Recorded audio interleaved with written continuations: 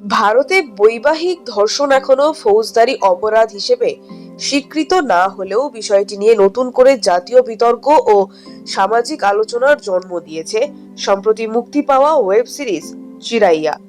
জিও হটস্টারে গত মার্চে মুক্তি পাওয়ার পর থেকেই সিরিজটি লাখ লাখ দর্শকের কাছে পৌঁছেছে। ভারতের অন্যতম জনপ্রিয় এই হিন্দি শোটি কেবল বিনোদন নয়, বরং দেশটির গভীর পুরুষতান্ত্রিক সমাজ ব্যবস্থার এক অন্ধকার ও অমানবিক দিককে সাহসিকতার সঙ্গে সামনে নিয়ে এসেছে।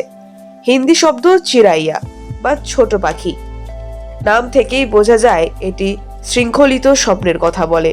সিরিজটির মূল দুই চরিত্র কমলেশ দিব্যা দত্তা এবং পূজা প্রসন্ন বিশত, একজন উচ্চশিক্ষিত, সচেতন ও আত্মমর্যাদা সম্পন্ন নারী যে জেন্ডার সমতায় বিশ্বাস করে। তার স্বপ্নগুলো তছনছ হয়ে যায় যখন বিয়ের প্রথম রাতেই সে স্বামী অরুণের হাতে ধর্ষণের শিকার হয়। যখন পূজা এই পাশবিকতার প্রতিবাদ করে, অরুণ অত্যন্ত স্বাভাবিকভাবে উত্তর দেয় যে সে কেবল নিজের অধিকারে থাকা সম্পদ ভোগ করেছে। অরুণের এই সংলাপ ভারতের সেই রূঢ় বাস্তবতাকে ফুটিয়ে তোলে, যেখানে বিয়ের বন্ধনকে নারীর ওপর পুরুষের নিরঙ্কুশ মালিকানা হিসেবে দেখা হয়।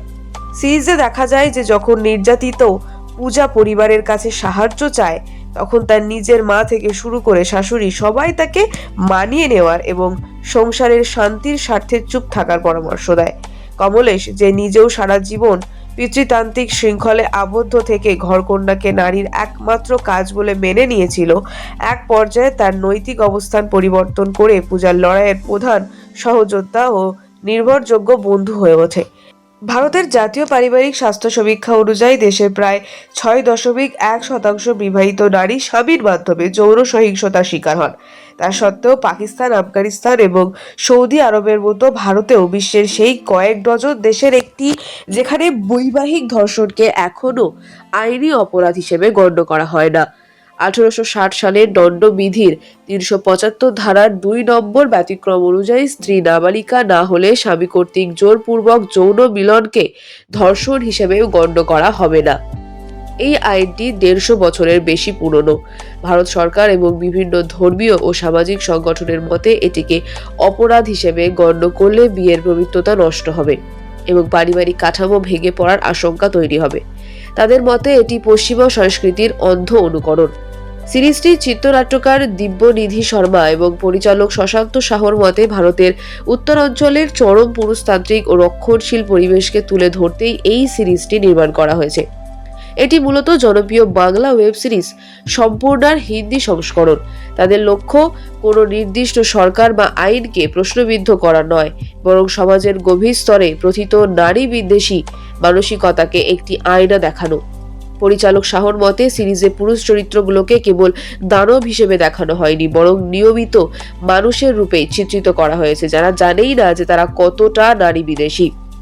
প্রখ্যাত অভিনেত্রী দিব্যা দত্তা বলেন যে বৈবাহিক ধর্ষণ নিয়ে কথা বলা আমাদের সমাজে বড় একটি ট্যাবু।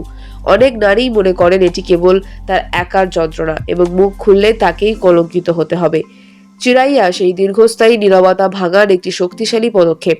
সিরিজটির মুক্তির পর সামাজিক যোগাযোগ মাধ্যমে সম্মতি এবং মিসোজিনি, নারী বিদ্বেষ নিয়ে ব্যাপক আলোড়ন সৃষ্টি হয়েছে। চলচ্চিত্র সমালোচকেরা বিষয়টিকে অত্যন্ত সংবেদনশীলভাবে উপস্থাপনের জন্য প্রশংসা করলেও রক্ষণশীল ও ট্রোলকারীদের পক্ষ থেকে এটিকে পুরুষ বিদ্বেষী আখ্যা দিয়ে বয়কটের ডাকও দেওয়া হয়েছে। গত বছর ভারতে একটি ঘটনার পর দেশজুড়ে ক্ষোভের সৃষ্টি হয়েছিল, যখন স্ত্রীকে ধর্ষণের দায়ে দণ্ডিত এক ব্যক্তি আপিলে মুক্তি পান, কারণ আদালত জানান ভারতের বৈবাহিক ধর্ষণকে অপরাধ হিসেবে গণ্য করে না। বর্তমানে ভারতের সুপ্রিম কোর্টে বৈবাহিক ধর্ষণকে অপরাধ হিসেবে গণ্য করার জন্য একাধিক পিটিশন জমা থাকলেও আইনি ও সামাজিক বাধার কারণে চূড়ান্ত সিদ্ধান্ত এখনও ঝুলে আছে। এ অবস্থায় চিরাইয়ার মতো প্রভাবশালী সৃজনশীল কাজগুলো হয়তো রাতারাতি আইন বদলাবে না, তবে মানুষের মনস্তাত্ত্বিক পরিবর্তনে এক গুরুত্বপূর্ণ ভূমিকা পালন করবে।